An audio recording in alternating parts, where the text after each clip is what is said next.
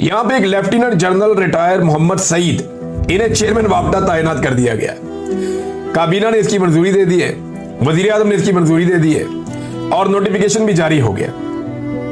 अब आप अंदाजा करें ये मुल्क किस तरफ चल रहा है। कोई सिविलियन सुपरमेसी का नाम ही नहीं, यानी इसका मतलब सारे सिविलियन कीड़े मकोड़े हैं, ब्यूरोक्रेट भी फारग है सारे।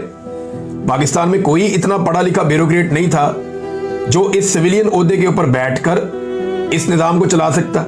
एक रिटायर फौजी को लाकर यहां बिठाना जरूरी था। भी काबिलियत क्या होती है? फौजी की काबिलियत लड़ाई में है, फौज में है, वो अपना वहां पे काम कर सकता है। हाउ इज इट पॉसिबल कि एक फौजी रिटायर हो गया, उसको लाकर अब इस महकमे में बिठाओ, ये वाला काम ये करके देगा? कैसे? बिजली बनानी है भाई वहां पे, वो वापडा का महकमा है।